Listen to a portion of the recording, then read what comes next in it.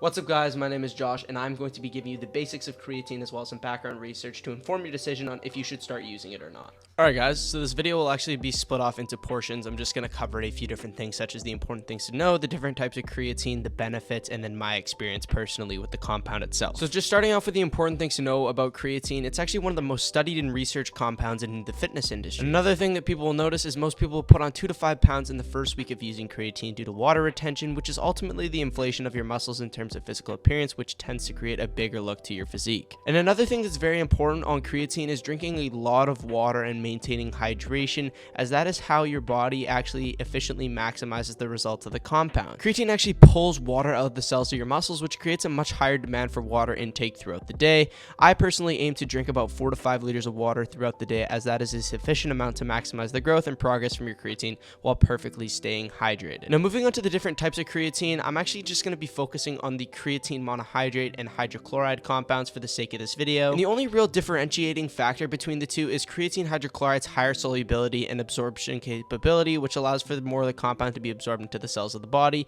in the end making it a far more effective way of taking creatine with less side effects. Creatine must actually be taken every single day in order to maintain saturation in the body and maximize its efficiency. I personally started off by using the powdered form of creatine monohydrate, but have recently switched off to the pill form to complement the creatine hydrochloride that is in my pre-workout formula. And if you guys don't know, a lot of pre-workout brands already actually include some form of creatine in their products, so I'd definitely check to see if what you are taking has a sufficient amount of creatine, which is typically around 5 grams a day, to prevent you from wasting money on additional supplements such as buying additional creatine. Now moving to the actual benefits, it actually gives you a higher production of energy in the cells of your muscles, as well as improving higher intensity performance and speeding up muscle growth. And most people will actually not experience any sort of side effects from the compound itself. Creatine monohydrate is typically cheaper to purchase, which makes it the go-to for most consumers due to its widespread availability, but if you're willing to pay that extra bit more for maximum efficiency, I would definitely recommend creatine hydrochloride, as it does have minimal side effects. My experience personally, like I said, I've been using creatine monohydrate for almost 8 months now and have noticed significant results, especially in the first couple weeks of using it.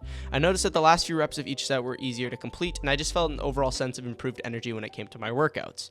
If you're willing to experiment with it, I would definitely recommend testing it out for a month or so to see how your body responds in terms of increased size and especially muscular endurance. But hopefully that sums it up in a short period of time. I hope you guys did enjoy, and as always, drop a sub and like for more content like this.